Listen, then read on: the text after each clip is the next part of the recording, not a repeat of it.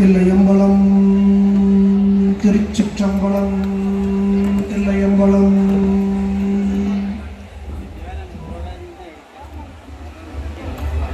உலகளாமுணர்ந்து ஓதற்கரியவன் நிலவுலாவிய நீர்மலி வேணியன் அழகில் ஜோதியன் நம்பளத்தாடுவான் மலர் சிலம்படி வாழ்த்தி வணங்குவோம். மருந்தவை மந்திரம் மறுமை நன்னெறியவை மற்றுமெல்லாம் அருந்துயர் கெடும் நாடுவே சிந்தை செய் நன்னெஞ்சமே பொருந்துதன் புறவில் கொன்றை பொன் சொற்சரத் துன்றை பைபூன் செருந்தி செம்பொன்மலர் திருநெல்வேலி உரை செல்வதாமே. திருச்சிற்றம்பலம்.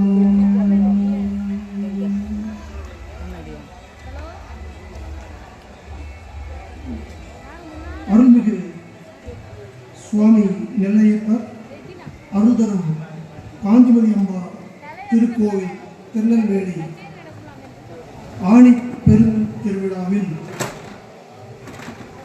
இன்றைய நிகழ்ச்சிக்கு அடியேனுக்கு நல்லதொரு வாய்ப்பை வழங்கிய செயல் அலுவலர், ஆய்வாளர், இணை ஆணையர், உதவி ஆணையர், அறங்காவலர் குழு தலைவர் மற்றும் அறங்காவலர் குழு உறுப்பினர்கள் அனைவருக்கும் முதற்கண் நன்றியை தெரிவித்துக் கொள்கிறோம். இங்கு வந்திருக்கக்கூடிய அத்தனை அடியார்களையும் வணங்கி இன்றைய தினம் இன்னும் ஒரு 45 நிமிடங்கள் எல்லாம் வல்ல இறைவனை சிவபெருமானை நாம் சிந்தித்து இருப்போமாக. திருச்சிற்றம்பலம்.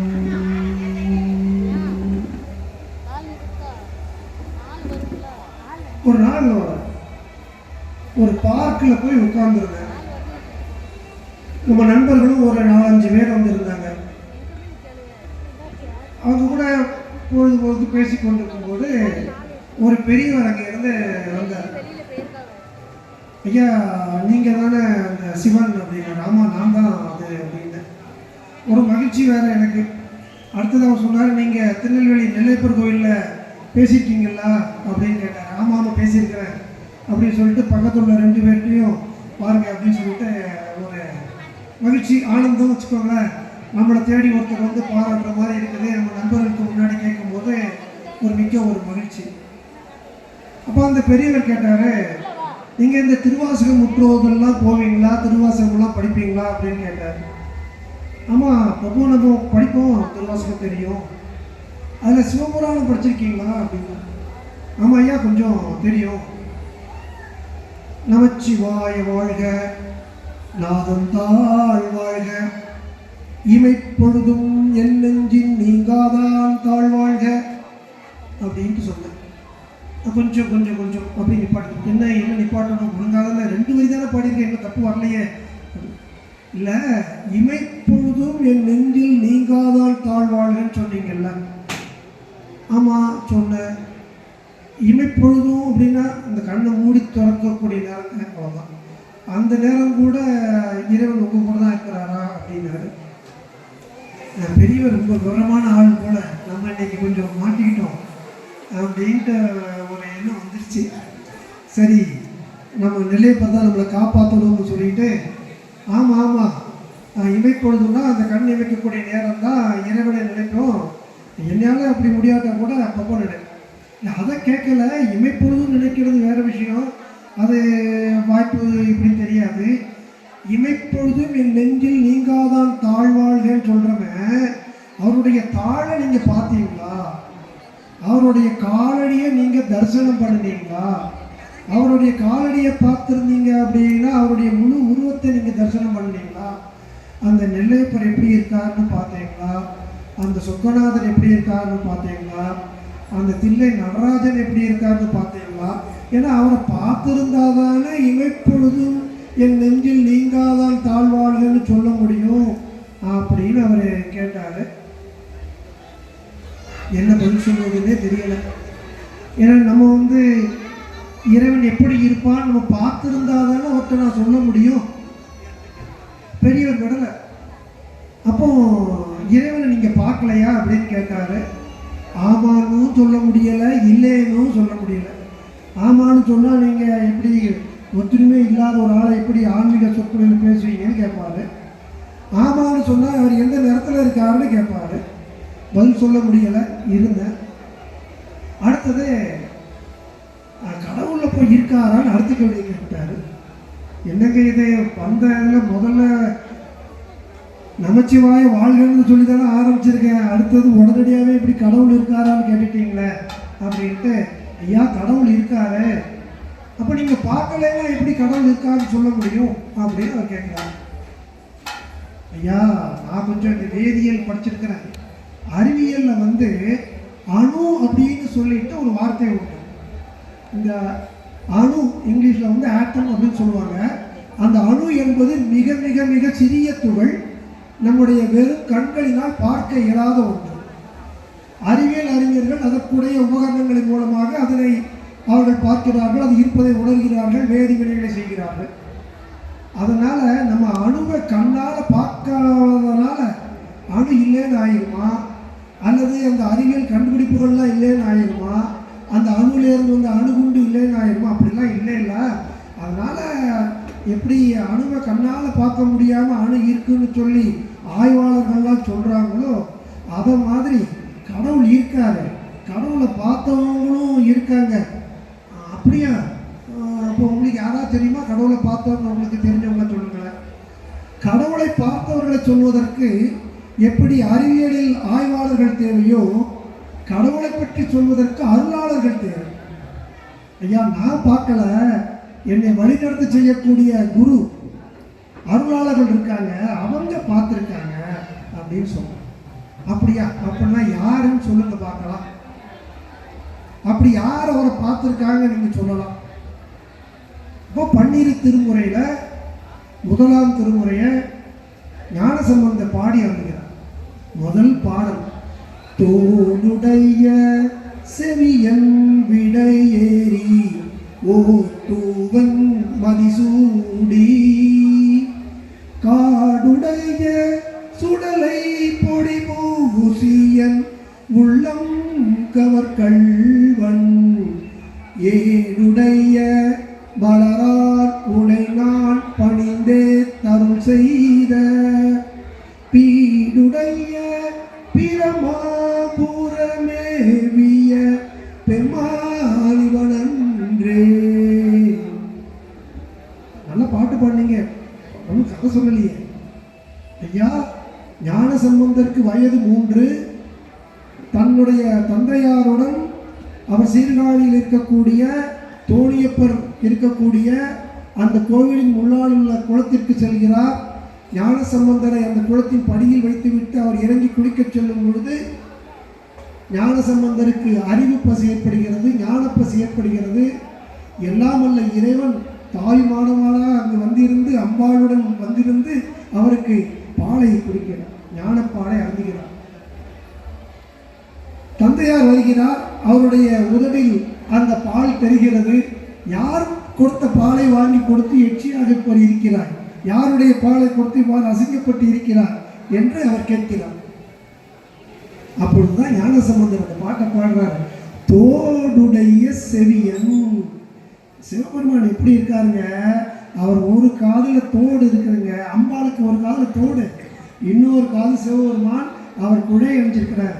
அர்த்தநாரீஸ்வரர்ல அந்த காலத்திலேயே அப்போவே இறைவன் தன்னுடைய பாதி இதை வந்து அம்பாளுக்கு கொடுத்துருக்காரு. இடஒதுக்கீடு அப்பவே இருந்திருக்கு. தோடுடைய செவியன் விடையேறி, அந்த ரிஷபத்தில் ஏறி ஒரு தூவன் மதிசூடி, தன்னுடைய பிறையை வந்து தலையில சூடி, காடுடைய சுடலை பூசி, தன்னுடைய உடல் முழுவதும் சுடலை பொடியை பூசி இருக்கக்கூடிய என் உள்ளம் கவர் கல்வன். அப்படி அழகா இருந்தார் அப்படின்னு 3 வயசு குழந்தை சொல்லுங்க. ஞானசம்பந்தர் கூறுகிறார். அப்போ நம்முடைய சிவபெருமான் எப்படி இருக்காருன்னு சொல்லி இப்போ நமக்கு ஓரளவு தெரிஞ்சிடுச்சு. எப்படி இருக்கிறாருன்னா, ஒரு காதில் தோடு அணிஞ்சிருக்கிறாரு, அவர் உடலில் வந்து சுடலை பொடி பூசி இருக்கிறாரு அப்படின்னு நமக்கு தெரியுது. சரி, ஞான சம்பந்தர் சொல்லியிருக்கிறாரு, உங்களுக்கு வேற யாராவது அப்படி சொல்லி நிறைய பேர் நமக்கு சொல்லியிருக்கிறாங்க. பன்னிரு திருமுறைகளில் பல அருளாளர்கள் சொல்லியிருக்கிறாங்க. அதில் ஒரு சில துளிகளை மட்டும்தான் இப்போது நான் பகிர்ந்து கொள்கிறேன். அப்பர் சுவாமிகள் தில்லை போறாரு, நடராஜரை பார்க்கிறாரு, மயங்கி நிற்கிறாரு. குனித்த புருவமும் கொவ்வை செவ்வாயில் குமின் சிரிப்பும் பனித்த சடையும் பவளம் போல் மேனியில் பால் வெந்நீரும் இனித்த முடை எடுத்த பொற்பாதம் காணப்பெற்றால் மனித பிறவியும் வேண்டுவதே இம்மாநிலத்தே. யா எப்படி இருக்காரு சிவபெருமான், குனித்த புருவமும், அவருடைய வாய் எப்படி இருக்குன்னா கொவ்வை செவ்வாய். அந்த வாய் வந்துட்டு கொவ்வை பழம் எப்படி சிவப்பு கலரில் இருக்குமோ அந்த மாதிரி லிப்ஸ்டிக்லாம் போடல, இயற்கையாகவே அவருக்கு அப்படி இருக்குது. கொவ்வை செவ்வாயில் குமின் சிரிப்பு. சிரிப்பு வந்து நீங்கள் வாய் விட்டு சிரிப்பது ஒன்று, புன் சிரிப்பு.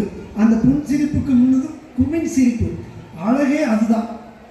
குமின் சிரிப்பும் அவருடைய அந்த இனித்தமுடை எடுத்த அந்த பொற்பாதத்தை நான் பார்த்துக்கிட்டே இருந்தா, நான் இந்த பிறவியை திருப்பியும் வேணும்னு கேட்பேன். எல்லாரும் மனித பிறவி வேண்டாம் அப்படின்னு சொல்லிட்டு இருக்கிற வேலையில அவருடைய அழகு, குனித்த புருவமும் கொவ்வை செவ்வாய் குமின் சிரிப்பும் பனித்த சடையும் பவளம்போல் மேனியில் பால் வெந்நீரும்.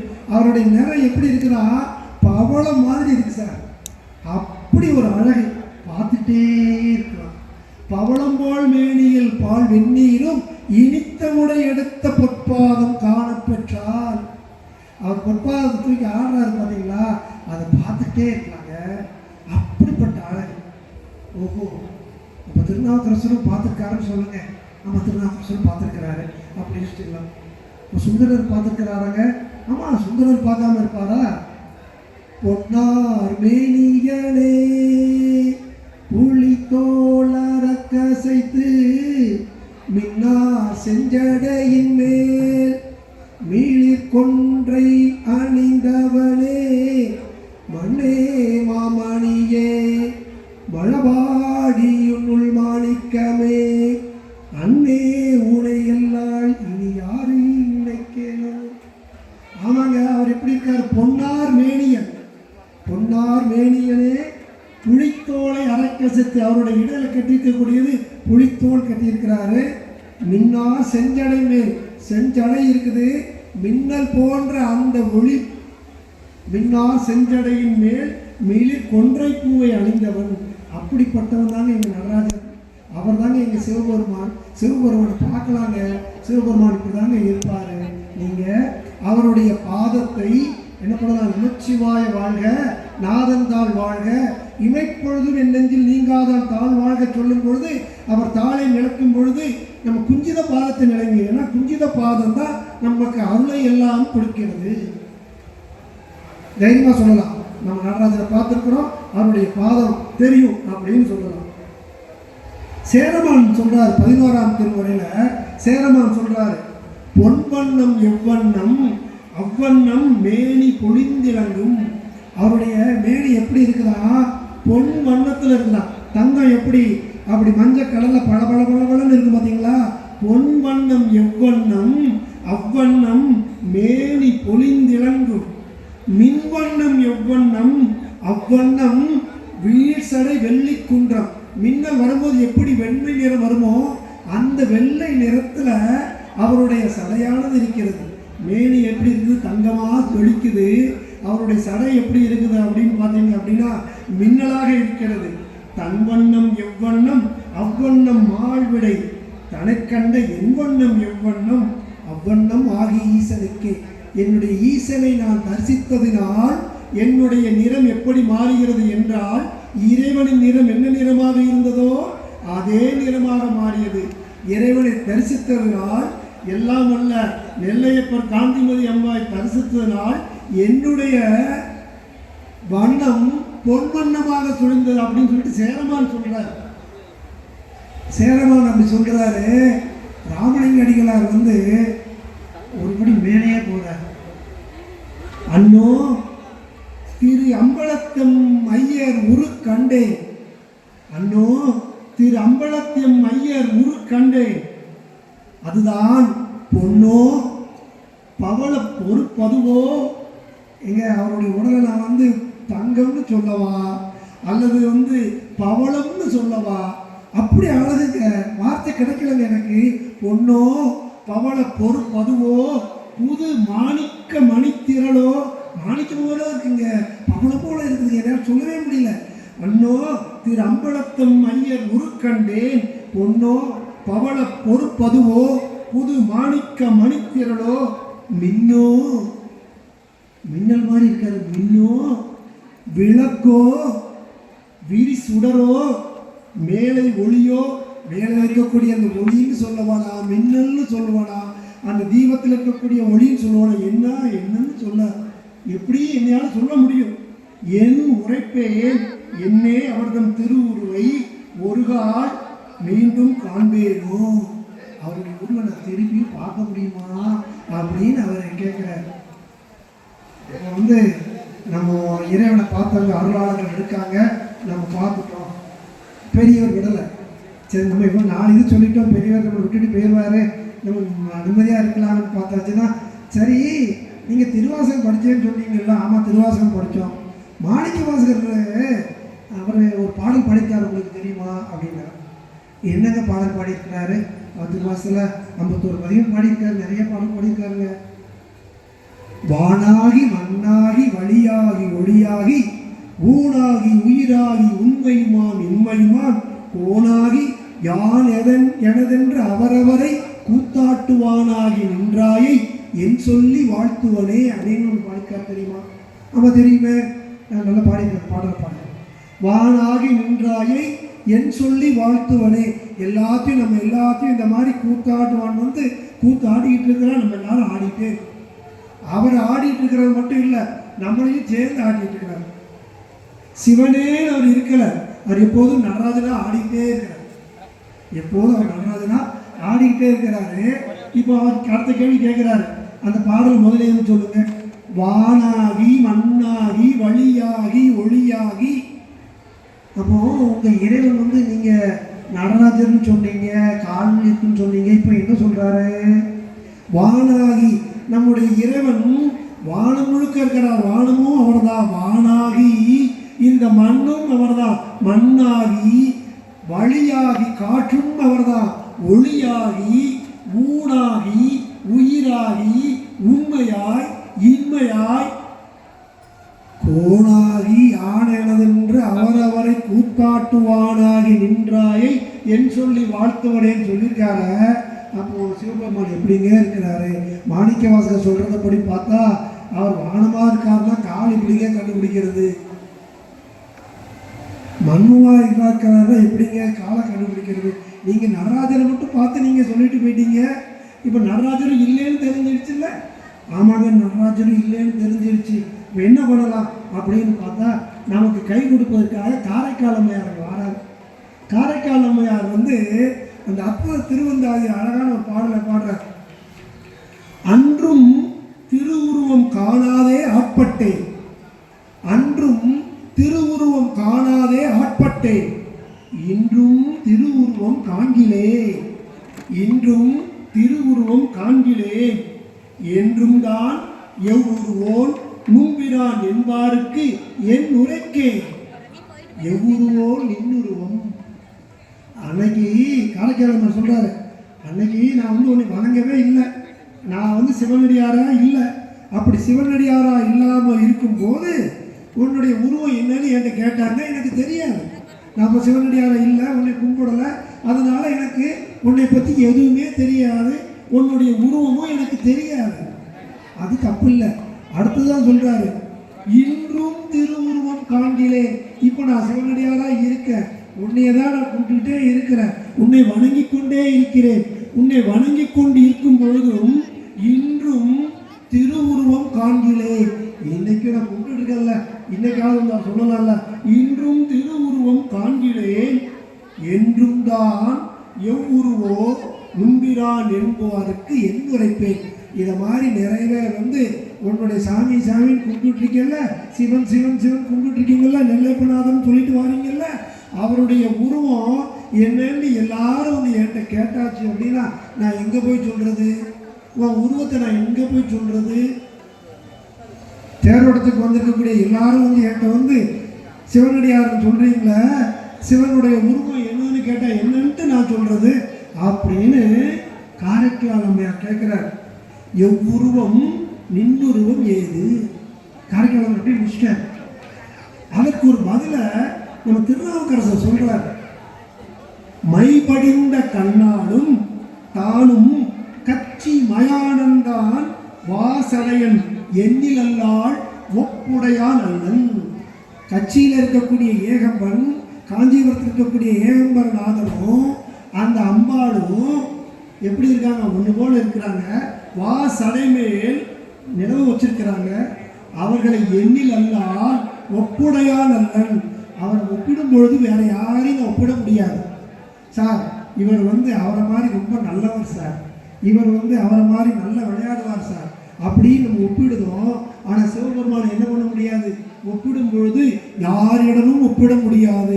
ஒப்பிடவன் அல்லன், ஒருவன் அல்லன். நீங்க நினைக்கிற மாதிரி ஈசன் ஒருவன் இல்லை, எல்லாமே அவன் தான்.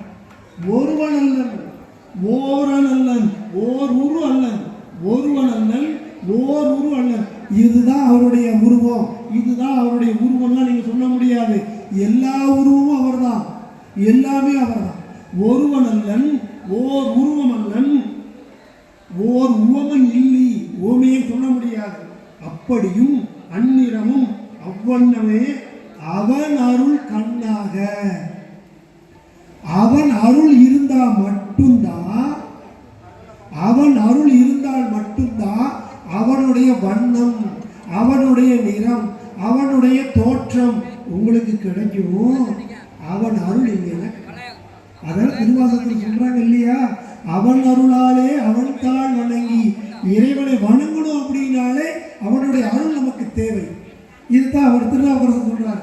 அவன் அருளே கண்ணாக காணி நல்லால் இப்படியால் இந்நிறத்தான் இவ்வண்ணத்தான் இவன் இறைவன் என்று எழுதி காட்டுனதே.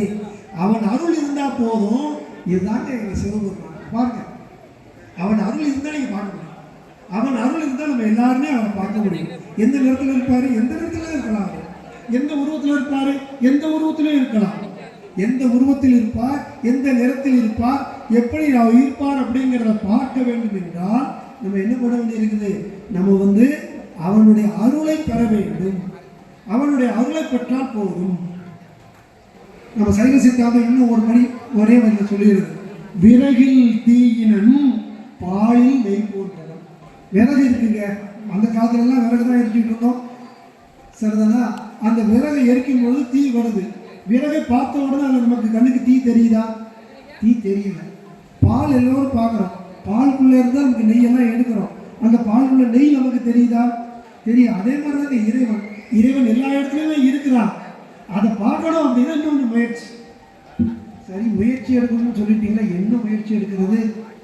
முயற்சி எடுப்பதற்கு என்ன எடுக்கணும்னு சொல்லுவோம். நீங்கள் வந்த உடனே நம்ம அன்பர் ஒருத்தர் ஒரு நாயன்மாரை பற்றி நீங்கள் சொல்லுங்கள் சார் அப்படின்ட்டு சொன்னார். நாயன்மாரை பற்றி சொல்லுங்க அப்படின்னு. இதையும் சேர்த்து நாயன்மார் கதையும் சொல்லுங்க.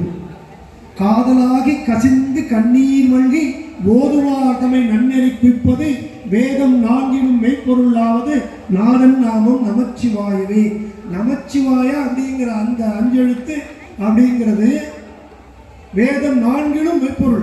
4 வேதங்களை எடுத்து எல்லாம் நீங்கள் படித்து பார்த்தீங்கன்னா கடைசி அவருடைய மொத்த அர்த்தம் ஒரே தான், நமச்சிவாயம்.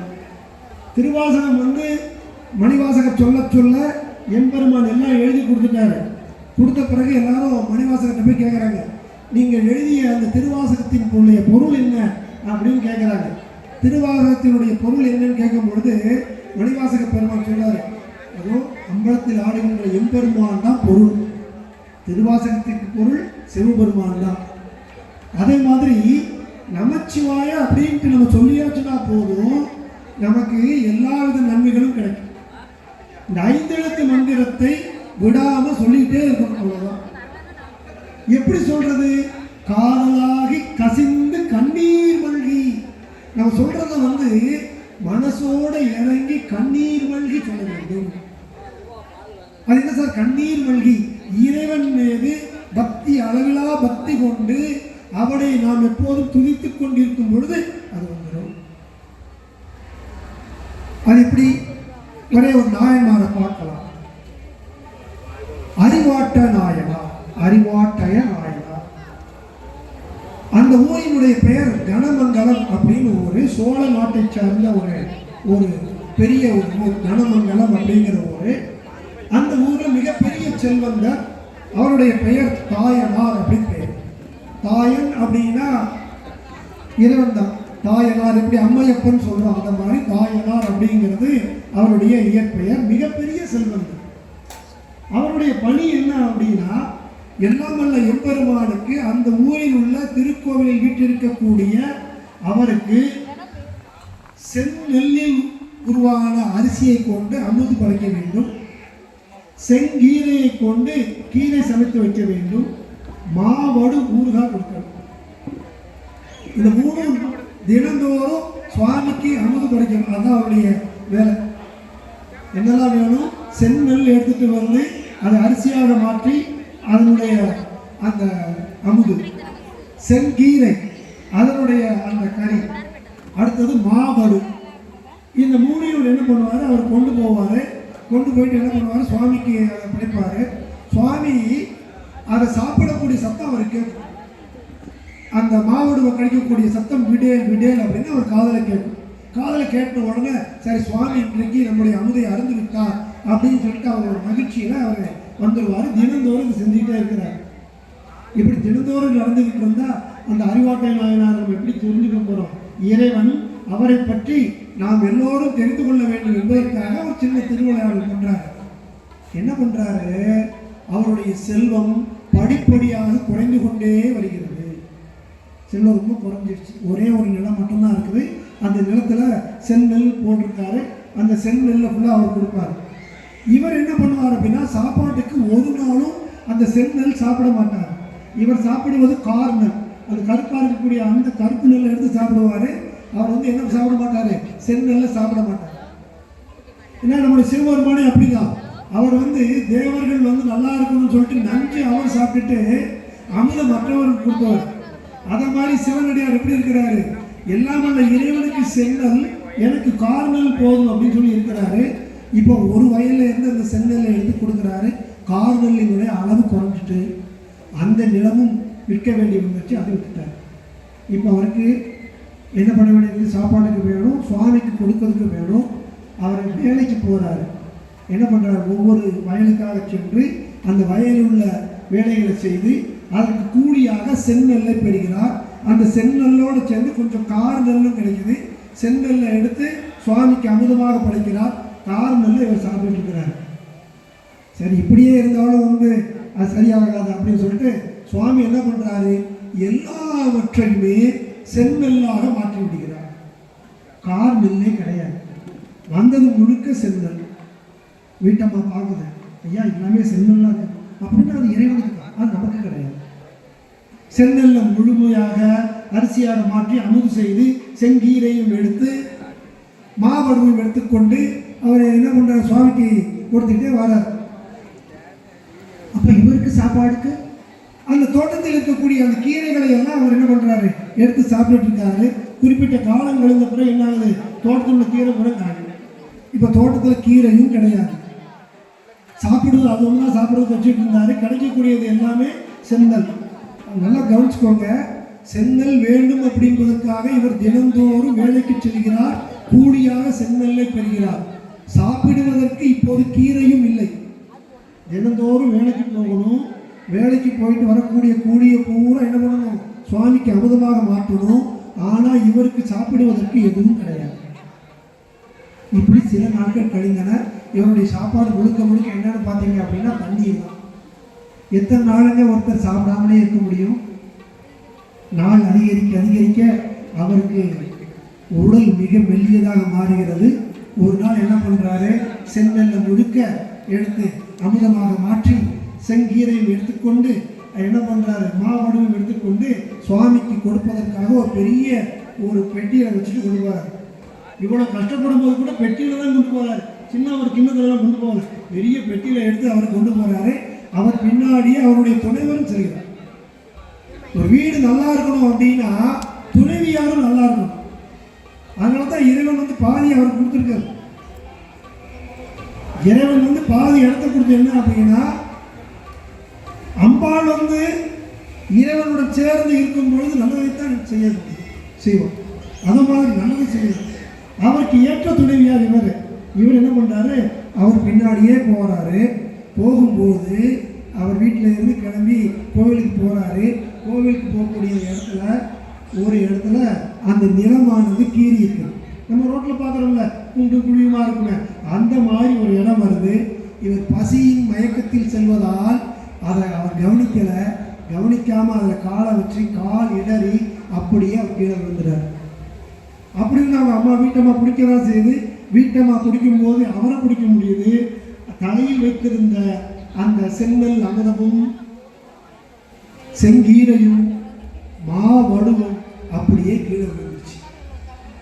இவர் கீழே விழுந்து இருக்கிறாரு. எந்திரிச்சு பார்க்குறாரு, எல்லாமே தரையில் விழுந்து கிடைக்கிறது. இனிமேல் இதை இறைவனுக்கு படைக்க முடியாது. இறைவனுக்கு படைக்க வேண்டும் என்றால் அது சுத்தமாக இருக்க வேண்டும். மண்ணில் சிந்திவிட்டது, இதை நாம் இறைவனுக்கு படைக்க முடியாது. இறைவா, என்னுடைய இந்த பக்தி திறம் பழுதுபட்டு விட்டது. நான் ஒழுங்காக அவன்கிட்ட பக்தியா இல்லைன்னு நினைக்கிறேன். எனக்கு ஏதோ ஒரு குறை வந்துருச்சு. இனிமேல் நான் என்ன பண்ண போறேன் அப்படின்னு சொல்றாரு. சொல்லிட்டு அப்புறம் என்ன சொல்றாரு, இறைவா, நீ எங்கும் இருப்பவன், நீ எல்லா இடத்திலும் இருப்பவன், எல்லா இடத்திலும் இருப்பவன், எங்கும் இருப்பவனாக நீ இருந்தால் இந்த நிலத்திற்கு நீ வா. இந்த நிலத்தில் சிந்தி இருக்கக்கூடிய இந்த மாவடுவை நீ சாப்பிட வேண்டும். அந்த ஒளியை நான் கேட்க வேண்டும். அவ்வாறு நான் அந்த ஒளியை கேட்டால் நீ அந்த மாவடுவை அறிந்து விட்டாய் என்று நான் நினைப்பேன். இல்லை என்றால் என்னுடைய கையில் அருவாள் வச்சிருக்காரு. ஏன்னா தொழிலுக்கு போகணும் அருவாள் பார்த்தீங்களா, இந்த அருவாளினால் என்னுடைய கழுத்தை நானே அறுத்துக் கொள்வேன். இதாங்க பக்தி தீரம். நம்ம என்ன பண்ணுறோம் அப்படின்னா, சுவாமிகிட்ட வேண்டுறது, சுவாமி எனக்கு நிதி கிடைச்சிட்டுனா உனக்கு 11 தேங்காய் போட்டுறேன். எங்க 11 தேங்காய்க்காக உட்கார்ந்துருக்கிறாரு அவரு. லஞ்சம் நம்ம தானே ஆரம்பிச்சு வைக்கிறது கூட தெரியுது. இறைவிடம் வேண்டும் போது பெருசாவே கேளுங்க, சின்னதா கேட்காதீங்க, பெருசா கேளுங்க. பொன்னும் மெய்ப்பொருளும் தருவானை, போகமும் திருவும் குணப்பானை. பொன்னும் மெய்ப்பொருளும் தருவாருங்க, போகமும் திருவும் கொடுப்பாருங்க. அவர் எல்லாம் கேட்டதெல்லாம் கொடுக்கக்கூடிய வள்ளல் அவரு, பெரிய வள்ளல் அவரு. அவர்கிட்ட போய் சின்னதா கேட்காதீங்க. நம்மளுடைய மனசு சின்னதாக தான் இருக்குது. நம்முடைய பரந்த மனப்பான்மையான கேளுங்க, கேட்பதெல்லாம் பெருசாகவே கேளுங்க. மணிவாசகர் சொன்ன மாதிரி, வேண்டத்தக்கது அறிவோயினி, வேண்ட முழுவதும் தருவோயினி. வேண்டியது எல்லாமே தரக்கூடியவருங்க அவரு. நமச்சிவாயன்னு சொல்லுங்க, வேண்டது எல்லாமே கொடுப்பாரு. உங்களுக்கு என்ன கொடுக்கணும்னு அவருக்கு தெரியும், அதை அவர் கொடுத்துருவார். வேண்ட முழுவதும் தருவோயினி. இப்போ இவர் நம்முடைய தாயனா கீழே விழுந்து கிடக்கிறாரு. கீழே விழுந்துட்டு என்ன பண்றாரு, அவரு சுவாமிகிட்ட விண்ணப்பம் கொடுக்கிறாரு. நீ இங்கு இருப்பது உண்மை என்றால், எல்லா இடத்திலும் நீ இருப்பது உண்மை என்றால் நீ சாப்பிடணும்னு சொல்றாரு. இறைவன் ஆணவம் அதிகமாக இருந்தால் அந்த இடத்துக்கு வரமாட்டார். அன்பு அதிகமாக இருந்தால் அந்த இடத்துல வந்துடும். திருமாலும் நான்முகனும் இறைவனை கண்டுபிடிச்சிடுவோம்ப்பா. யார் சிவபெருமான் தானே, அவருடைய பாதத்தை எங்களால் கண்டுபிடிக்க முடியாது. அழகான பார்த்துருவேன். சிவபெருமானுடைய முடியை நான் பார்த்து விடுவேன். அகந்தையால் 2 பேரும் போனாங்க, 2 பேராலும் பார்க்க முடியல.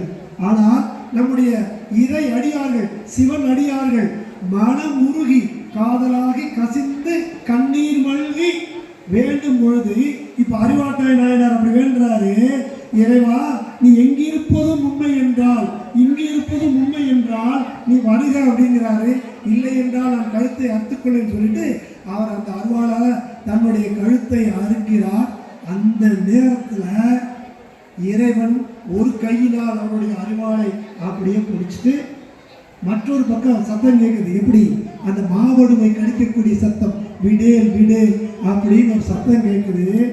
எல்லாம் வல்ல இறைவன் அவருக்கு அங்கே காட்சி அளிக்கிறார். எல்லாம் வல்ல இறைவன் அங்கே காட்சி அளிக்கிறார். அப்போ இறை அடியாராக இருந்தால் எல்லாம் வல்ல இறைவன் நம்மை வந்து வேண்டியதெல்லாம் கொடுக்கக்கூடிய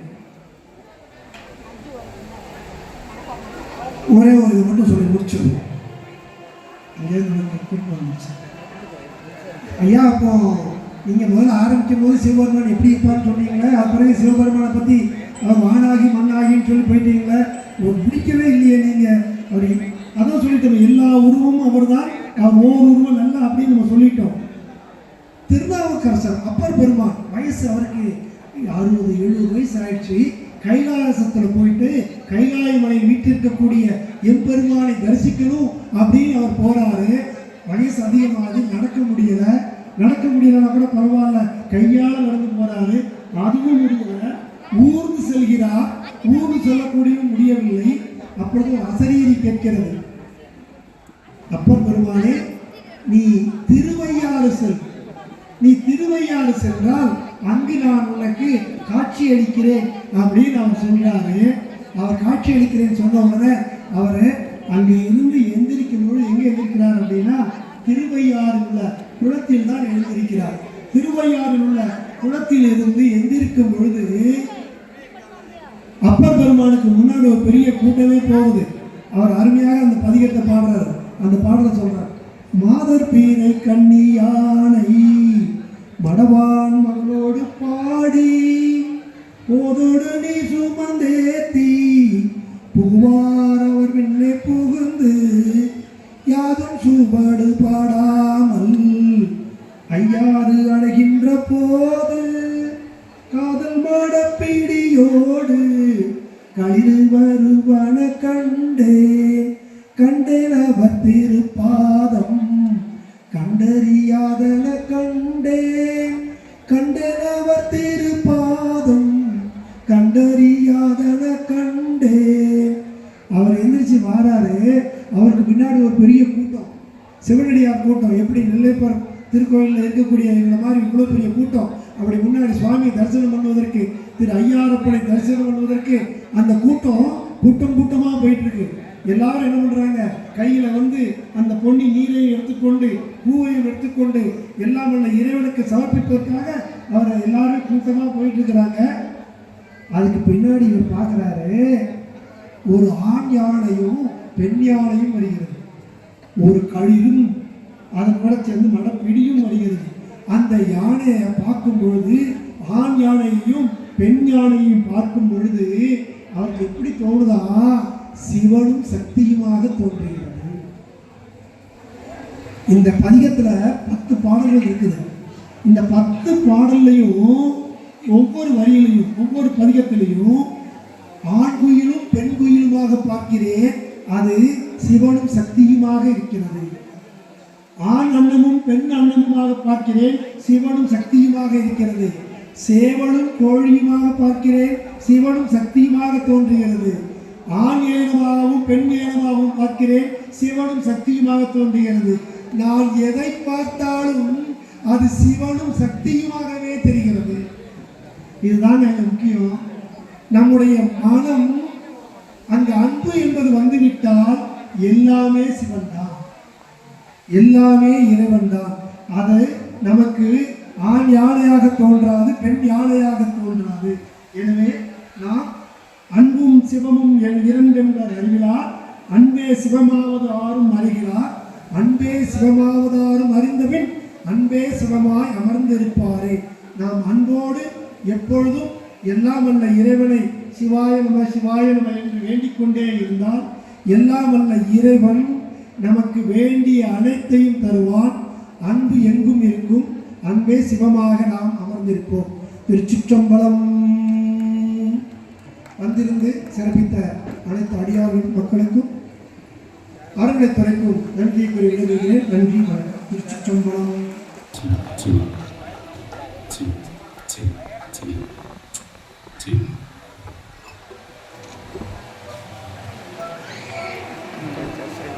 நன்றி, வாழ்த்துக்கள்.